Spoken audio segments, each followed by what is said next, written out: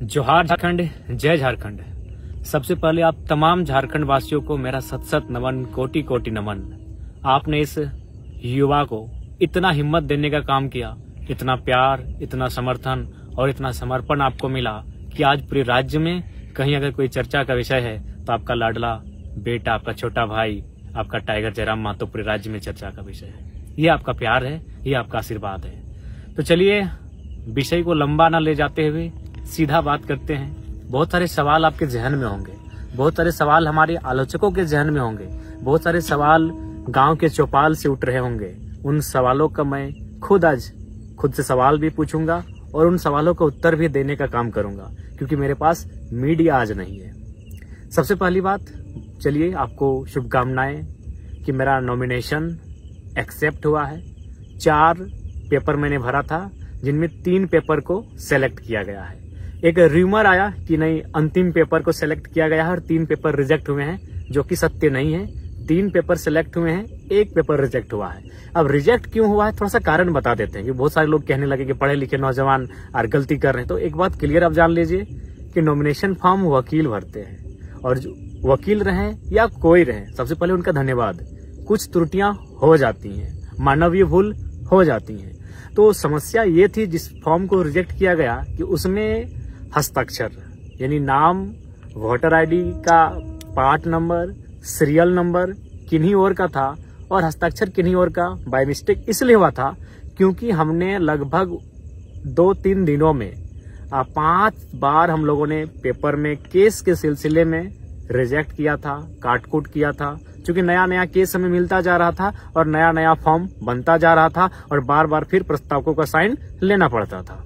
तो स्वाभाविक है, बार बार जब चीजें घटित होंगी तो कुछ त्रुटियां आ जाती है। तो खैर फिलहाल 3 पेपर सेलेक्ट है, 1 रिजेक्ट है, डज नॉट मैटर। 1 भी अगर सेलेक्ट होता है तो उसी से लोग चुनाव लड़ते हैं। अब बात करते हैं उस दिन हुआ क्या था। केस के बारे में सब जानना चाहता है, बहुत सारे लोग मेरी जुबान से जानना चाहते हैं कि सच्चाई आखिर है क्या।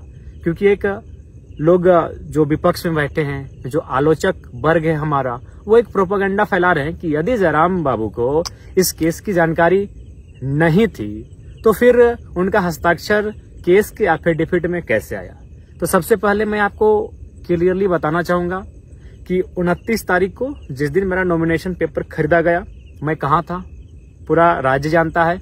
मैं चतरा में श्रीमान दीपक गुप्ता जी के, जो हमारे दल से हैं, उनका नॉमिनेशन था। यानी मैं दिन भर चतरा में था। मेरा फॉर्म धनबाद में, बोकारो में हमारे साथी खरीद रहे हैं और मैं कहाँ, चतरा में। अगला दिन मैं कहाँ था, हजारीबाग में। यानी फॉर्म जो भर रहे थे वो मेरे साथी भर रहे थे। 1 तारीख को मेरा नॉमिनेशन होना था और 2 दिन पहले ही हम लोगों ने फॉर्म लिया था। अब वहां डिटेल्स भरा जाना स्टार्ट हुआ। केस की जहां तक बात है, सबसे पहले हम लोगों ने 10 केस इंक्लूड किया था। यानी 29 तारीख शाम को 4 बजे जब फॉर्म भरना स्टार्ट हुआ तो हमारे साथी, हमारे वकील की टीम के माध्यम से 10 केसों की जानकारी दी गई। लेकिन जैसे ही 30 तारीख को सुबह हजारीबाग मुझे जाना था संजय दा के नॉमिनेशन में, उसी दरमियान मैं गया प्रज्ञा केंद्र। वहां हमारा साथी है, उनसे मिलने गए एक अकाउंट के सिलसिले में। तो हमारे चचा बैठे हुए थे बगल के पंचायत के। उन्होंने कहा, टाइगर याद है 2015 का केस, उसका क्या स्टेटस है? हम बोले चाचा ये तो केस हम भूल चुके थे। अच्छा कि आप याद दिला दिए, तो क्या स्टेटस है इस केस का, आप ही बताइए। बोला नहीं, उसका नोटिस हमको आया है 107 बन के कि हमको एक दिन उपस्थिति देना है कोर्ट में। तो बोले आपसे रिक्वेस्ट है इस केस के बारे में डिटेल दीजिए। फिर उन्होंने 2015 का केस, जो सड़क जाम का केस था, और उस केस में कोई एक्टिविटी नहीं है, 10 साल पुराना केस हो चुका है लेकिन अभी तक कोई एक्टिविटी नहीं। तो फिर उस केस का डिटेल दिया गया। यानी फिर उस डिटेल को हम व्हाट्सएप के माध्यम से अपनी टीम को भेजे जो मेरा फॉर्म भर रहे थे कि ये केस को इंक्लूड कीजिए, एक नया केस फिर मिला है। यानी वो केस इंक्लूड किया गया। अब केस नंबर 11 हो चुका है। कब हुआ है? संजय दा के नॉमिनेशन में हम जा रहे हैं, यानी दिन के 11 बजे मेरा केस नंबर हो रहा है 11। नॉमिनेशन होता है संजय दा का। हम बिशुनगढ़ आते हैं। संजय दा को कोई भी चाहे तो संजय दा से फोन में बात कर सकते हैं। बिशुनगढ़ जैसे ही हम क्रॉस करते हैं, संजय दा का फोन आता है कि जयराम भाई, नगड़ी थाना की पुलिस आपको डिटेन करने के लिए आई है, आप नॉमिनेशन करेंगे और वे लोग डिटेन कर लेंगे, या फिर आपको नॉमिनेशन करने से पहले डिटेन करेंगे। तो हमने कहा, संजय दा, नगड़ी में मेरा कोई केस ही नहीं है। हम तो आश्चर्यचकित हो गए कि नगड़ी में मेरा कोई केस ही नहीं है। हाँ, मेरा एक केस है 23 मार्च 2023 को विधानसभा घेराव के दौरान है और वो जगन्नाथपुर थाना में है। यानी मेरा नगरी में कोई केस नहीं है, मैंने संजय देव कहा। उन्होंने कहा नहीं आप क्लियर कीजिए, क्योंकि मेरे एक साथी वहां रहते हैं, उन्होंने परफेक्ट सूचना दिया है। यानी नॉमिनेशन मेरा था 1 मई को और रात 8 से 9 बजे 30 अप्रैल को पुलिस के एक पदाधिकारी के माध्यम से उस केस की जानकारी मिली। फिर हम लोगों ने आनन फानन में ये जानने का प्रयास किया कि उस केस में धारा क्या है। तो फिर हमने अपने साथियों के माध्यम से जाना कि उसमें कितनी धाराएं हैं, तारीख क्या है, उस केस का संख्या क्या है। यानी रात को 10-11 बजे उस केस का सारा डिटेल्स मिलता है। नॉमिनेशन सुबह है और केस का डिटेल्स मिला रात के 10-11 बजे।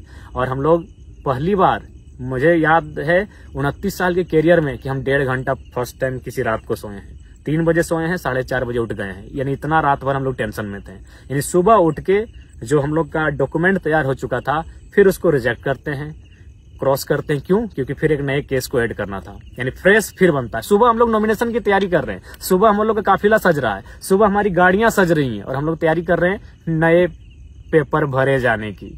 अकबकी का इंतहा देखिए। फिर नए केस को ऐड किया जाता है और हम लोग नॉमिनेशन के लिए पहुंचते हैं। चूंकि यह केस 2 साल पुराना था। यह केस कब का है ये भी आपको बता दें। यह केस है आपका 21 मार्च 2022। यानी पहली बार जब ये आंदोलन अपने पीक टाइम में था और हम लोग फर्स्ट टाइम विधानसभा घेराव का कार्य किए थे, उस समय का है। और उस समय सभी जानते हैं कि हमारी एक्टिविटी बिल्कुल नियमता हुई थी। वहां उस समय जो डीएसपी मौजूद थे, उन्होंने बहुत सारे न्यूज चैनल में, बकायदा मुझे सनी दा का नाम याद है, उन्होंने पूछा भी था कि जयराम महतो पर कोई एफआईआर होगा। उन्होंने कहा नहीं, जहां तक 144 लागू है उस सीमा के बाहर ये लोग धरने पर बैठे हैं, कोई एफआईआर नहीं होगा। तो हम लोग भी आश्वस्त हो चुके थे।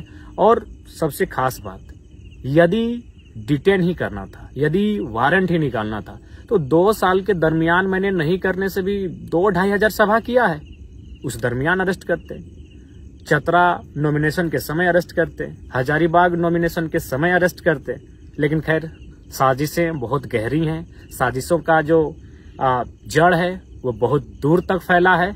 लेकिन उम्मीद है कि हम लोग भी बीज हैं, दबेंगे नहीं, पुनः उग जाएंगे। तो ये केस का डिटेल है। मैं मानता हूं केस की जानकारी मुझे बिल्कुल 30 तारीख को कंफर्म हुई है। और 30 तारीख को जैसे ही कंफर्म हुई, अगले दिन नॉमिनेशन के दिन हम लोग अपना फॉर्म को चेंज किए, उस पेज को, और नया पेज प्रिंट आउट करके निकाले, उसमें केस के डिटेल्स को भरे और फिर मैंने अपना हस्ताक्षर किया। ये रियलिटी है, ये फैक्ट है। आप संजय दा से पूछ सकते हैं कि संजय दा ने जब मुझे जानकारी दी तो मेरे चेहरे में किस प्रकार से एक आश्चर्यचकित का क्वेश्चन मार्क था कि संजय दा ऐसा कैसे होगा।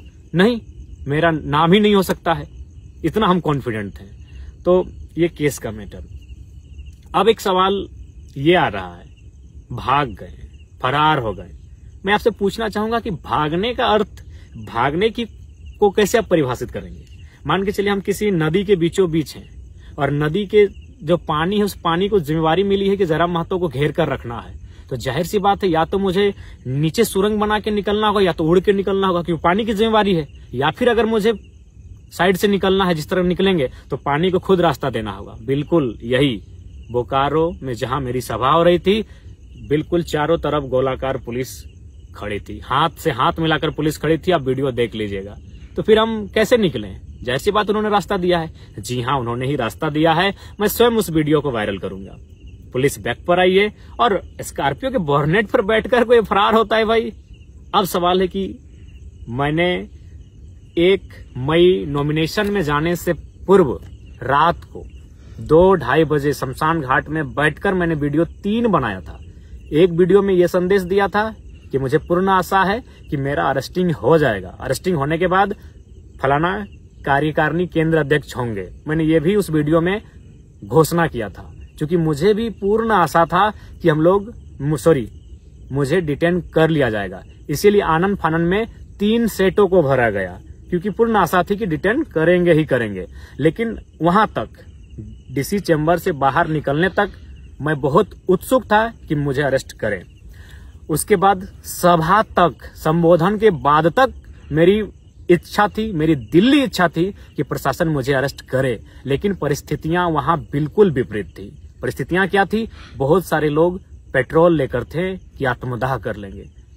बहुत सारे लोग हिंसक और उग्र स्वभाव रूप धारण कर चुके थे। वीडियो फुटेज आप देखे होंगे।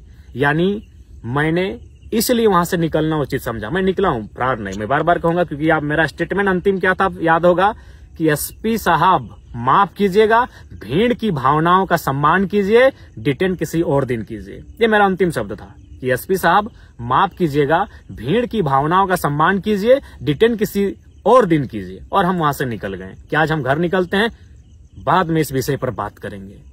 क्यों 1.5 लाख की भीड़ और पुलिस कितनी थी? 1,500। क्या पुलिस में सामर्थ्य था कि हमें वो डिटेन कर लेते बिना किसी हो हंगामे के, बिना किसी उपद्रव के, बिना किसी मुठभेड़ के? पॉसिबल नहीं था। 1.5 लाख की भीड़, 1,500 पुलिस, अनहोनी अप्रिय घटना घट जाती। संभवतः अगर हमें डिटेन किया जाता, अभी कौन पब्लिक, भाड़े की पब्लिक नहीं थी, प्रेम से आई हुई, समर्पित भाव से आई हुई, इस नौजवान को चाहने वाली पब्लिक, 45 डिग्री के तापमान में अपने खर्चे से आने वाली पब्लिक अपने चहते बेटे को अपने सामने अरेस्ट होते हुए बिल्कुल भी नहीं देख पाती। पता नहीं बोकारो का विधि व्यवस्था उस दिन क्या होता, पता नहीं बोकारो की परिस्थिति उस दिन क्या होती। कहीं कुछ अप्रिय हिंसक घटना ना घट जाए, इसलिए मैंने बिल्कुल स्कॉर्पियो के बोर्नेट से कहा कि एसपी साहब माफ कीजिएगा, भीड़ की भावनाओं का सम्मान कीजिए, डिटेन किसी और दिन कीजिए। आप चाहे तो उस सभा में मौजूद तमाम मीडिया रिपोर्टर से पूछे, तमाम पुलिस के पदाधिकारियों से पूछे या जनमानस से पूछे। मेरा यही अंतिम स्टेटमेंट था। क्योंकि आसान नहीं था भीड़ को नियंत्रण कर पाना, आसान नहीं था मुझे वहां से डिटेन करके ले जाना। क्योंकि आप भी जानते हैं, आप हमें पसंद करें या ना करें, मैं ये अपने आलोचकों के लिए और विपक्ष के लिए कहना चाहूंगा, लेकिन ये आपको मानना होगा, आज लोगों के आशीर्वाद ने मुझे झारखंड का जन नेता बनाया है। आज 45 डिग्री के टेम्परेचर में लोग बिना अपना खर्च से गए थे, और आप एनडीए और यूपीए के प्रत्याशी कितने लोग अपनी मर्जी से गए थे और कितने लोग साधन जुटाने के बाद गए थे नामांकन रैली में, ये बताने की आवश्यकता नहीं है। गांव में चर्चा है कि टेम्पो में कई रुपया दिया गया था और बोलेरो वालों को कई रुपया दिया गया था और दिन भर रहने का कई रुपया दिया गया था। ये किसी से छुपा नहीं है। मैं कह रहा हूँ 10%, 15-20% गए होंगे उनके भी रैली में, जो उनके नजदीक के लोग हैं, जो उनके समर्थक हैं, लेकिन मैक्सिमम लोग भाड़े से लेकर गए थे, ये आपको मालूम है। तो ये बिल्कुल परिस्थितियां सामान्य नहीं थी कि हम वहां से डिटेन कर लिए जाते। मैंने यहां तक वीडियो आप किसी चैनल में देखिएगा कि डीएसपी साहब से हम कान में बात कर रहे हैं। ये कौन सा तरीका है कि भागने वाला आदमी डीएसपी से ऐसे कान में बात कर रहा हो? हम बोर्नेट पर बैठे हैं और डीएसपी साहब बगल में। हम उनको क्या कह रहे थे कान में पता है? कि सर या तो पिंडराजोड़ा थाना में हमको डिटेन करने का मौका दीजिए या तो पेटरवार में दीजिए। यहां से पॉसिबल ही नहीं कि आप हमको पकड़ के ले जाएंगे। यहाँ उपद्रव हो जाएगा, यहाँ अप्रिय घटना घट जाएगी, क्योंकि पब्लिक का मूवमेंट गजब का है। भावनाओं में भी है, आंखों में आंसू भी है और आंखों में अंगारे भी हैं। और मुझे लगता है बोकारो आज जल जाएगा। इसीलिए विधि व्यवस्था को मेंटेन कीजिए, डिटेन किसी और दिन कीजिए। और बिल्कुल स्कॉर्पियो के बोर्नेट से मैं निकला हूं। उसके बाद फिर मैं नीचे बैठा और निकलते रहा। और बिल्कुल पुलिस चारों तरफ थी भैया। भागना मतलब कि उड़ के जाते तो भागा मानते, नीचे सुरंग बना के जाते तो भागा मानते। चारों तरफ पुलिस है, वहां से हम कैसे पार होंगे? तो किसी ने हाथ छोड़ा होगा अपना, किसी ने रास्ता दिया होगा। हो सके हमारे चाहने वाले ऊपर पुलिस के लोग होंगे, संभावना है। तो हम तो उनके बीच से निकले हैं।